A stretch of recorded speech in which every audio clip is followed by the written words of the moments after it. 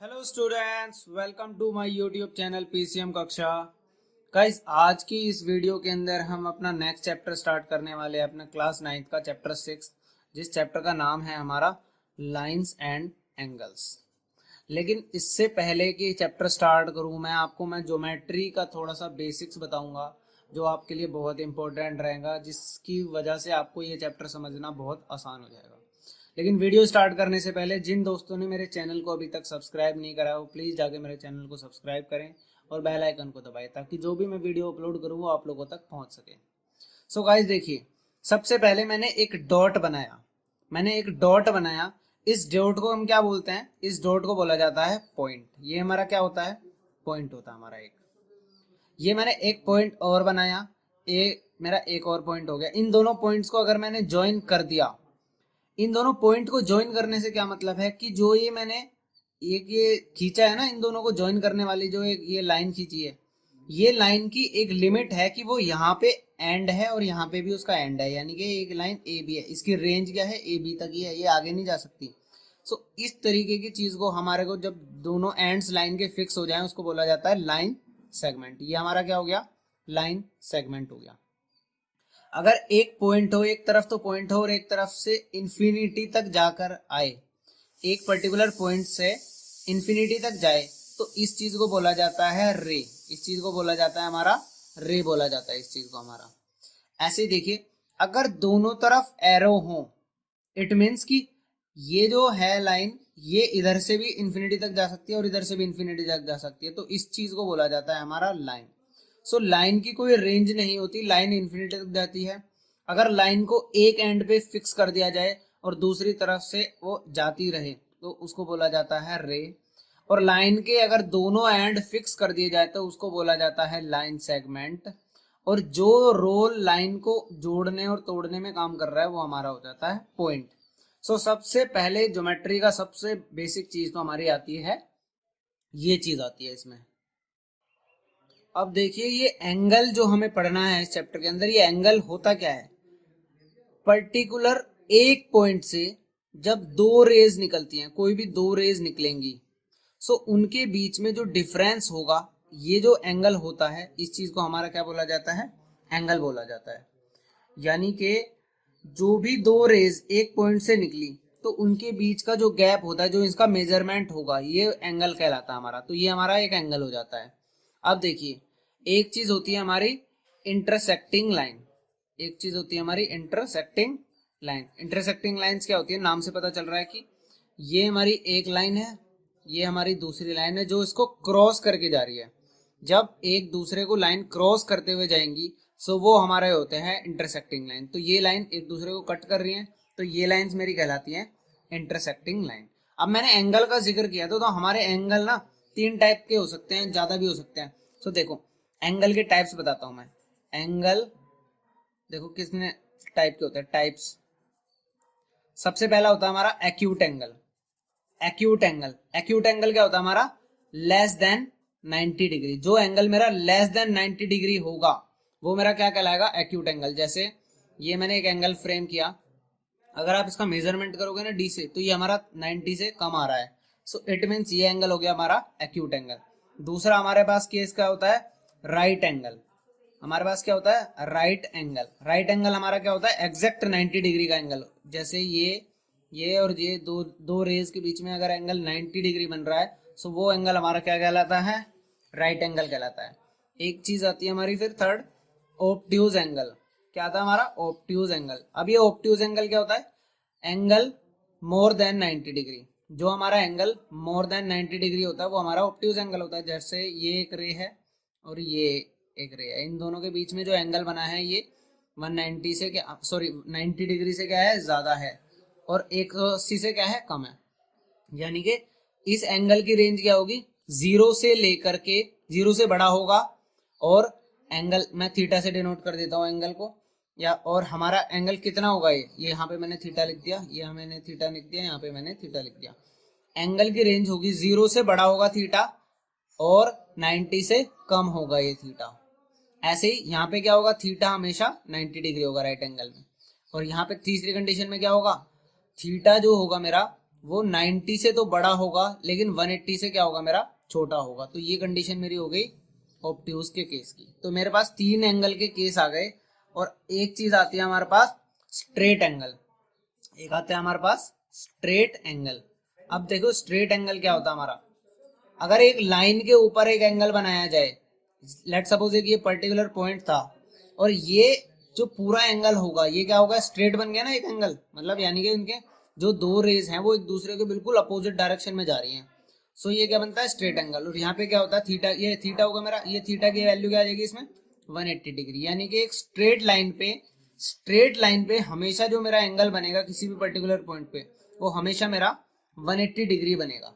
एक एंगल होता है मेरे पास फिफ्थ और लास्ट है मेरे पास, इसको बोलते हैं रिफ्लेक्स एंगल। ये होता है हमारा रिफ्लेक्स एंगल, यानी कि नाम से पता चल रहा है कि कोई रिफ्लेक्शन बनेगी। जैसे ये एक रे है और ये एक रे है, अगर ये एंगल ना लेकर के मैंने इसका एंगल का रिफ्लेक्स ले लिया, यानी कि इसके अपोजिट जो है जिसका इसको छोड़ करके जो बनेगा, तो ये जो थीटा है मेरा ये क्या कहलाएगा, मेरा रिफ्लेक्स एंगल कहलाएगा। ये हमेशा क्या होगा मेरा, लेट सपोज अगर ये थीटा था मेरा तो रिफ्लेक्स एंगल की वैल्यू क्या होगी मेरे, हमेशा मेरी 360 माइनस थीटा होगी, क्योंकि 360 डिग्री तो मेरा टोटल एंगल होता है। जब भी यहाँ से स्टार्ट किया और मैंने पूरा रोटेशन करने के बाद मैं यहीं पे वापस आ गया तो मेरा 360 डिग्री एंगल बनता है। और अगर मैंने उसमें से थीटा माइनस कर दिया तो मेरा क्या आ जाता है, थीटा का रिफ्लेक्स एंगल आ जाएगा मेरे पास। सो ये मेरे पास कुछ टाइप्स ऑफ एंगल थे जो मैंने स्टडी करने में लिए बहुत जरूरी थे, क्योंकि ये मेरे को आगे यूज में आएंगे। अब एक टर्म यूज होती है हमारी इस चैप्टर के अंदर, एडजेसेंट एंगल। अब ये एडजेसेंट एंगल देखो क्या होता है, देखिए लेट सपोज एक ये रे है, इसने एक एंगल फ्रेम किया हुआ है और इसी पॉइंट से एक और रे गई है और ये जो एंगल दोनों आपस में है, तो ये जो डबल वाला एंगल है और ये जो सिंगल वाला एंगल है ये दोनों आपस में क्या है, हमारे एडजेसेंट एंगल है। इन दोनों एंगल्स को क्या बोला जाता है, एडजेसेंट एंगल। यानी कि अगर हिंदी भाषा में बोला जाए तो ये जो पड़ोसी वाले होते हैं ना एंगल्स, ये दोनों एंगल हमारे एडजेसेंट एंगल्स कहलाते हैं। अब देखिए एंगल्स की प्रॉपर्टीज पढ़ते हैं, एंगल की प्रॉपर्टी पढ़ते हैं। ये मैंने क्या बनाया, सबसे पहली प्रॉपर्टी हम पढ़ते हैं लीनियर पेयर। सबसे पहली प्रॉपर्टी हमारी लीनियर पेयर। देखिए लीनियर पेयर क्या होता है हमारा, ये मेरी क्या है, एक स्ट्रेट लाइन है, स्ट्रेट लाइन पे एक पर्टिकुलर पॉइंट है कहीं भी, और इस पॉइंट से एंगल इधर को गया, कहीं भी जा सकता है, कहीं भी जाए उससे कोई फर्क नहीं पड़ता, लेकिन एक एंगल ये बना और उसका एडजेसेंट एंगल बना मेरा ये। तो हमेशा जब भी इस तरीके से एक स्ट्रेट लाइन पे एंगल आएगा, मैंने अभी आपको बताया था कि स्ट्रेट लाइन का जो एंगल होता है वो 180 होता है। सो ये अगर एंगल x है और ये एंगल y है तो हमेशा x plus Y is equal to 180 ही होगा। एक स्ट्रेट लाइन पे हमेशा जो एंगल फ्रेम होगा वो क्या होगा, 180 होगा। लेकिन इस प्रॉपर्टी का नाम क्या होता है, लीनियर पेयर। लीनियर पेयर, इस चीज को हम बोला जाता है, इस चीज को क्या बोला जाता है, लीनियर पेयर बोला जाता है। अब एक चीज और सीख लीजिए इसी से, कि अगर एक लाइन दे रखी है मेरे को, इस लाइन के ऊपर पर्टिकुलर एक पॉइंट है, एक यहां से रह गई, एक यहां से रह गई और एक यहां से रह गई, तो एंगल तो यहाँ पे 1 2 3 और 4 एंगल बन गए, 1 2 3 और 4। तो एंगल जो चारों बने, लेकिन इसमें प्रॉपर्टी क्या होगी, 1 plus 2 plus 3 plus 4, angle 1 plus angle 2 plus angle 3 plus angle 4 equal to क्या आएगा मेरा, 180 ही आएगा। लेकिन यहाँ पे मैं लीनियर पेयर नहीं बोल सकता, क्योंकि जो मेरा पेयर वर्ड यूज होता है वो हमेशा दो चीजों के लिए यूज होता है, यानी कि दो होंगे तभी पेयर बोला जाता है उसको।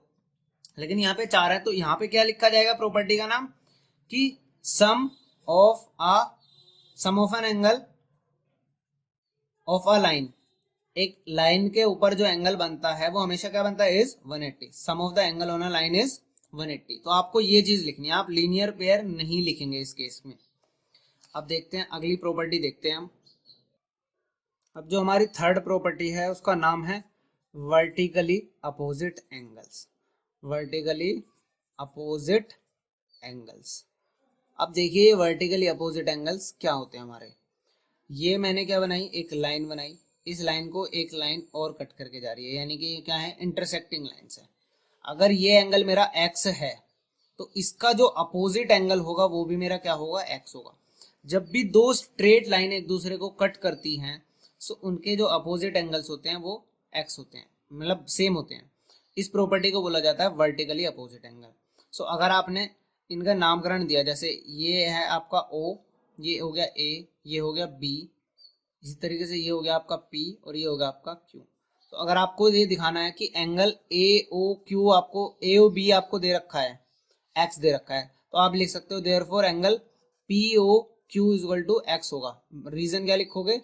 Vertically opposite angles are equal, vertically opposite angles are equal. Vertically opposite angles हमारे क्या होते हैं? इक्वल होते हैं। अब देखिए ये जो हमारा एंगल x था ये भी x हो गया। अगर ये एंगल हमारा y होता तो ये वाला एंगल भी क्या होता? हमारा y होता, क्योंकि ये भी क्या है? वर्टिकली अपोजिट वाला ही केस हो गया हमारा। सो ये चीज आपको समझ में आनी चाहिए। अब देखिए जो मैंने अभी आपको लीनियर पेयर सिखाया और जो मैंने आपको वर्टिकली अपोजिट सिखाया, उसको यूज करके मैं एक क्वेश्चन समझा रहा हूँ, एक एग्जांपल समझ लीजिए आप उसको। ये देखिए ये एंगल मेरा x है, ये एंगल मेरा x है। आपको बाकी के सारे एंगल पता करने हैं, ये क्या होगा, ये क्या होगा, ये क्या होगा। सो आपको कुछ दिया नहीं हुआ, तो ये एंगल अगर आपका x है तो देखिए ये वाली जो स्ट्रेट लाइन जा रही है, इनके नामकरण भी कर लेते हैं, PQ और AB, ये बीच में हो गया मेरा O। सो ये अगर मेरा एंगल AOQ, एंगल AOQ मेरा x है, तो मुझे क्या निकालना है? Angle AOP। तो मैंने क्या करना है? एंगल AOP और AOQ तो मेरा दोनों क्या बना रहे हैं? लीनियर पेयर बना रहे हैं। तो देयरफॉर मैं क्या लिखूंगा? Angle AOQ plus angle AOP is equal to क्या बनेगा मेरा? 180। ब्रैकेट में रीजन क्या आएगा? Linear pair. AOQ की वैल्यू मेरे को गिवन है x, तो एंगल AOP निकल जाएगा यहां से। तो एंगल AOP क्या आया मेरा? एंगल AOP क्या आ गया मेरे पास? 180 माइनस x आ गया मेरे पास। एंगल AOP मेरे पास क्या आ गया? 180 माइनस x। तो यहाँ पे मेरा आ गया 180 माइनस x। अब देखिए ये वाला एंगल x था, तो ये वाला एंगल भी क्या हो जाएगा मेरा? x हो जाएगा, क्योंकि वर्टिकली अपोजिट प्रॉपर्टी लग जाएगी। और ये 180 माइनस x था, तो ये भी क्या आ जाएगा मेरे पास? 180 माइनस x आ जाएगा। यहाँ पे कौन सी प्रॉपर्टी लग रही है? Vertically opposite property. और जो मैंने 180 माइनस x निकाला वो किससे निकाल के दिखाया? मैंने आपको लीनियर पेयर से वो निकाल के दिखाया। तो आई होप कि आपको लीनियर पेयर का और वर्टिकली अपोजिट का कंसेप्ट बहुत अच्छे से क्लियर हो गया होगा अभी तक, क्योंकि अगर ये क्लियर नहीं हुआ है ना तो आगे आपको बहुत सारी चीजें और एडवांस में आनी है, वो आपको बहुत ज्यादा डाउट क्रिएट करा सकती हैं। सो आई होप कि ये चीजें आपको समझ में आई होंगी। सो अभी तक जितना कंसेप्ट हमने सीखा उसको यूज करके हम ना अपना एनसीईआरटी के एग्जाम्पल स्टार्ट करते हैं। अब मैं स्टार्ट कर रहा हूँ आपका एग्जाम्पल नंबर 1। देखिए एग्जाम्पल नंबर 1 के अंदर आपको एक डायग्राम दिया हुआ है। वो डायग्राम देखिए किस तरीके से हमारा, ये एक लाइन बनाई है और एक ये लाइन बनी हुई है। ये हमारी लाइन है POQ और ये हमारी लाइन है ROS। आपको क्वेश्चन के अंदर क्या दिया हुआ है? In figure 6.9 lines PQ and RS intersect each other at O if angle POR यानी कि ये वाला angle and ratio angle ROQ ये वाला एंगल, इन दोनों का रेशियो आपको 5:7 दिया हुआ है। आपको क्या दिया हुआ है? इसका रेशियो 5:7 दिया हुआ है। सो आपको बाकी सारे एंगल्स निकालने हैं, ये वाला एंगल भी निकालना है, सारे एंगल्स निकालने हैं। सो मैंने क्या किया, देखिए मैं क्या करूंगा इसके अंदर, मैंने सबसे पहले रेशियो लिख लेनी है। ये मेरे पास 5 है और ये मेरे पास 7 है, तो मैंने क्या किया, लेट द एंगल्स बी, ये मेरा एंगल कौन सा था? एंगल POR, एंगल POR मैंने क्या ले लिया? 5x ले लिया। एंड द एंगल ROQ मैंने क्या ले लिया? 7x ले लिया, क्योंकि यही रेशियो में दे रखी थी। अब आपको पता है ये जो वाला और ये वाला एंगल दोनों मिलके एक लीनियर पेयर फॉर्म कर रहे हैं। एंगल कौन सी लाइन पे? POQ लाइन पे। तो मैं क्या करूंगा therefore, angle POR plus angle ROQ is equal to 180 degree. Reason क्या होगा? लीनियर पेयर फॉर्म कर रहे हैं। ये मेरा एंगल है 5x plus 7x is equal to 180। तो 12x की वैल्यू आ गई मेरी 180 के बराबर। तो यहाँ से x निकल जाएगा मेरा, x क्या आ जाएगा मेरा? 180 डिवाइडेड बाई 12। तो यहाँ से देखिए कट करूंगा मैं, 12 1 12 6 और 15। तो x की वैल्यू मेरे पास आ गई 15 डिग्री। तो x की वैल्यू आई मेरे पास 15, लेकिन मेरे पास अब एंगल निकल जाएंगे मेरे। तो एंगल मेरा पी ओ आर जो था मेरा 5x के बराबर था, तो 5 इंटू क्या हो जाएगा 15, तो मेरा आंसर क्या आएगा 75 डिग्री आ गया मेरा। इस तरीके से एंगल आर ओ क्यू क्या हो जाएगा मेरे पास 7x था, 7 इंटू 15 इक्वल टू क्या आ गया मेरे पास 105। अब आपका ये वाला एंगल तो आ गया 75 और ये आ गया आपका 105, तो आपके अपोजिट एंगल्स भी क्या होंगे सेम होंगे, तो देयरफॉर मैं क्या कह सकता हूं एंगल QOS क्या हो जाएगा मेरा 75। रीजन क्या होगा ब्रैकेट में वर्टिकली अपोजिट, ये मेरा रीजन क्या आ जाएगा वर्टिकली अपोजिट। और इसी तरीके से मेरा एंगल POS जो होगा वो क्या आ जाएगा मेरा 105, इसका रीजन भी क्या होगा मेरा वर्टिकली अपोजिट। तो आई होप कि ये चीज आपको समझ में आ गई होगी कि वर्टिकली अपोजिट और लीनियर पेयर को मैंने किस तरीके से इस क्वेश्चन के अंदर यूज किया अपना। अब देखिए एग्जाम्पल नंबर 2। एग्जाम्पल नंबर 2 के अंदर क्या दिया हुआ है, अब सबसे पहले डायग्राम बना लेते हैं हम। ये हमारी क्या है लाइन है, इस पे एक पर्टिकुलर पॉइंट है O, ये हमारी लाइन थी POQ, इसी से 3 रेज निकली हमारी, एक रे यहाँ पे गई है, एक रे हमारी इधर गई है और एक रे हमारी इधर गई है। इनके नाम देखिए क्या है हमारे पास, ये T है, ये S है और ये हमारे पास R है। तो यहाँ से क्या बोला क्वेश्चन के अंदर, ray OS stand on line POQ, OS line देखिए उस पे है ही, ray OR and OT are the angle bisectors of angle POS and angle SOQ। जो हमारा एंगल POS है इसका बाइसेक्टर है OR, यानी कि ये वाला एंगल और ये वाला एंगल इक्वल है। ऐसे ही OT भी है, तो ये वाला एंगल और ये वाला एंगल भी क्या है हमारा इक्वल है। ये कंडीशंस हमारे को क्या है गिवन है। और आपको देखो प्रूफ क्या करना है, इफ एंगल POS जो हमारा POS एंगल था वो हमने x गिवन है हमारे को क्वेश्चन के अंदर, तो आपको एंगल ROT निकालना है, ROT एंगल हमारे को निकालना है। सो अब देखिए सबसे पहले हम क्या करते हैं, हमारे को एंगल जो गिवन है एंगल POS हमारे पास x गिवन है, तो अब आप एक प्रॉपर्टी जानते हैं लीनियर पेयर, तो देयरफॉर उसके अकॉर्डिंग क्या होगा angle POS plus angle SOQ is equal to 180 degree. ये वाला एंगल और ये वाला एंगल दोनों 180 होंगे क्योंकि लीनियर पेयर फॉर्म कर रहे हैं। POS हमारे को x गिवन है, तो आप इसके अंदर x वैल्यू पुट कर दीजिए और SOQ इज इक्वल टू क्या आएगा 180। तो यहां से आपने एंगल SOQ निकाल देना है, SOQ आ जाएगा आपके पास 180 माइनस x, तो ये आ गया आपके पास एंगल SOQ।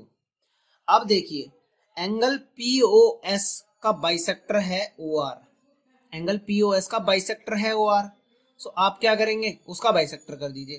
तो देयरफॉर आप क्या कह सकते हो एंगल ROS जो होगा वो क्या होगा हाफ ऑफ एंगल POS होगा। क्यों, क्योंकि OR बाइसेक्ट कर रहा है, बाइसेक्ट्स एंगल POS, जब बाइसेक्ट कर देगा तो हाफ हो जाएगा। बाइसेक्ट का मतलब क्या होता है बराबर बराबर हिस्सों में एंगल को डिवाइड करना, तो बराबर बराबर हो गया, यानी कि जो पूरा x था वो हाफ हो गया। तो यहां से मेरे पास एंगल POS की वैल्यू क्या आ जाएगी 1/2 इंटू x, यानी कि x/2 आ गई मेरी वैल्यू। तो मेरा जो ROS की वैल्यू आई है वो मेरी x/2 आ गई। इसी तरीके से देखो यहाँ पे जो SOQ निकला था मेरा 180, तो इसका भी हाफ कर दूंगा मैं तो SOT निकल जाएगा। तो therefore angle SOT is equal to क्या हो जाएगा half of angle SOQ। Reason क्या आएगा ब्रैकेट में, क्योंकि OT बाइसेक्ट्स एंगल SOQ को बाइसेक्ट करता है, तो एंगल SOT निकल जाएगा मेरा यहाँ से हाफ ऑफ 180 माइनस x, तो इसको हाफ को अंदर मल्टीप्लाई किया तो मेरा क्या आ गया 90 माइनस x/2। यहां से मेरा क्या आ गया 90 माइनस x/2 आ गया। अब मैंने क्या किया एंगल SOT और जो मेरा एंगल आया है POS, तो मेरे को निकालना क्या था एंगल ROT निकालना था। ROT क्या है मेरा angle ROS plus angle SOT, तो ये वाला एंगल मेरा ROS था। तो ROS मेरा क्या निकला था, देखो ROS आ गया था मेरा x/2, तो x/2 इसके अंदर ऐड क्या करना है मैंने SOT क्या है मेरा 90 माइनस x/2। ये मेरी x/2 एक प्लस का एक माइनस का है, तो ये मेरा हो गया कैंसिल आउट, तो ये मेरा आंसर क्या आ गया 90 डिग्री। तो देयरफॉर जो मेरा एंगल ROT है वो कितना आ गया मेरा 90 डिग्री आ गया। ये मेरा क्या है फाइनल आंसर आ गया इस एग्जाम्पल का। इस एग्जाम्पल के अंदर हमारी कौन सी प्रॉपर्टी यूज हुई है इसमें तो सिर्फ मैंने बाइसेक्टर वाली प्रॉपर्टी को यूज किया है और मेरा काम बन गया। इसमें मैंने लीनियर पेयर को भी यूज किया है, जो मैंने x से 180 माइनस एक्स निकाला था, यहाँ पे मेरा लीनियर पेयर भी यूज हुआ है। तो ये जो हमारी प्रॉपर्टीज हैं इनको यूज करना आपको आना चाहिए, तभी आप क्वेश्चन कर सकते हो। अगर किसी को ये क्वेश्चन नहीं समझ में आया ना, तो आप 2-3 बार इस वीडियो को देखिए पीछे कर करके, तो आपको बहुत अच्छे से समझ में आ जाएगा, कोई दिक्कत आपको नहीं आएगी। अब देखिए एग्जाम्पल नंबर 3। एग्जाम्पल नंबर 3 के अंदर क्या डायग्राम दे रखा हमारे को, एक ये रे है इधर से, एक ये रे है हमारा इधर, एक रे इधर गया हमारा और एक रे गया है इधर। ये R है, ये Q है, ये O है सेंटर, यहाँ से P हो गया और ये हो गया हमारा S। क्वेश्चन के अंदर क्या गिवन है, OP, OQ, OR and OS are the four rays. Prove that angle POQ plus QOR plus SOR is plus POS is equal to 360। सारे एंगल्स को सम आपको 360 प्रूव करना है। सो आप देखिए ये तो सिंपल हो गया। हमारे हमने क्या करा, एक कंस्ट्रक्शन ड्रॉ की, हमने कंस्ट्रक्शन ड्रॉ की, इसको इस लाइन के स्ट्रेट लेके आ गया मैं, यहाँ पे मैंने पॉइंट दे दिया T। अब आपको देखिए ध्यान से, आपको पता है कि हमारा मैंने कंस्ट्रक्शन ड्रॉ कर दी, TOQ एक स्ट्रेट लाइन है, TOQ क्या है हमारी, एक स्ट्रेट लाइन है। सो अब आप एक चीज देखिए, एंगल TOP जो होगा प्लस एंगल POQ जो होगा आपका, POQ ये हमारा क्या होगा, 180 होगा। रीजन क्या है आपको पता ही है कि ये क्या फॉर्म कर रही है, लीनियर पेयर फॉर्म कर रही है। सो ये मेरा लीनियर पेयर से 180 हो गया, बराबर हो गया, मतलब कोई दिक्कत इसमें नहीं है, मैंने लीनियर पेयर लगा दिया इसमें। सो इन दोनों का सम मेरा 180 आ गया है। सो सिंपल था, इसमें कोई दिक्कत की बात नहीं थी। अब आगे क्या करूंगा मैं, अब ध्यान से देखिए, जो मेरा angle TOS plus angle SOR plus angle ROQ, ये भी होगा क्या मेरा 180 होगा। क्यों, क्योंकि angle sum of angle on a line, एक लाइन पे जो भी एंगल का सम होता है सारा, वो क्या होता है, इज 180 डिग्री। तो ये भी क्या हो गया मेरा 180 हो गया। ये मैंने फर्स्ट लेट कर लिया और ये मैंने लेट कर लिया सेकंड। सो मैंने क्या करना है अब, एडिंग फर्स्ट एंड सेकंड। तो मैंने क्या करना है, angle TOP plus angle POQ plus angle TOS plus angle SOR plus angle ROQ, left side को ऐड कर दिया और राइट हैंड साइड मेरी ऐड हो जाएगी 180 प्लस 180। तो यहां से देखिए POQ मेरा एज इट इज रहेगा, ROQ मेरा एज इट इज रहेगा, SOR मेरा एज इट इज रहेगा, लेकिन जो मेरा TOP है और जो मेरा TOS है, TOP और TOS इन दोनों को ऐड करके मैं POS भी तो लिख सकता हूं। तो मैंने लिखा angle POS plus angle POQ plus angle SOR plus angle ROQ। तो यहां से क्या आ गया, ये दोनों ऐड होके 360 आ गया और अब मेरे को यही चीज प्रूव करनी थी, तो मेरा हो गया हेंस प्रूव्ड। और इसके साथ मेरा एग्जांपल्स हो गए खत्म। और नेक्स्ट वीडियो के अंदर हम जो करेंगे वो एक्सरसाइज 6.1 स्टार्ट करेंगे। गाइज मैंने आपको बहुत अच्छे से एक्सप्लेन किया है, और इन केस अभी भी आपको कोई डाउट है तो आप मेरे को कमेंट सेक्शन में लिख के जरूर बताइए। और thank you so much guys.